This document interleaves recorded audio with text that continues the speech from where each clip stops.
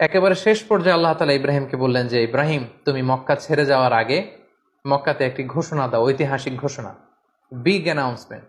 সেটা কিসের ঘোষণা? সেটা হচ্ছে হজের ঘোষণা। কিভাবে হজ শুরু হলো, তুমি হজের ঘোষণা দাও। সাইয়েদনা ইব্রাহিম আলাইহিস সালাম বললেন, আল্লাহ, এখানে কোনো মানুষ নেই, কোনো জনপদ নেই, কেউ নেই, আমি কার কাছে হজের ঘোষণা দেব? আল্লাহ তাআলা বললেন, তুমি শুধু ঘোষণাটা দাও, গোটা বিশ্বের মানুষের কানে এই ঘোষণা পৌঁছে দেওয়ার দায়িত্ব আমি আল্লাহ নিজে নিয়ে নিই। তুমি ঘোষণা দাও, তোমার এই ঘোষণার বদৌলতে দেখবে আগামী বছর থেকে গোটা বিশ্ব থেকে মানুষ আসতে শুরু করবে। এবং সাইয়েদনা ইব্রাহিম আলাইহিস সালাম সাফা পাহাড়ের উপরে উঠলেন, কোনো বর্ণনায় জাবালে আবু কুবাইসের উপরে উঠলেন, উঠে ঘোষণা দিলেন, আইয়ুহান নাস ইন্না রাব্বাকুম ক্বাদ ইত্তাখাযা বাইতান ফাহাজ্জু।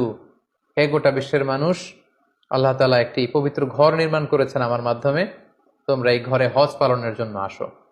তাফসিরে এসেছে যে এই ঘোষণাটা আল্লাহ তাআলা গোটা বিশ্বের সবার কানে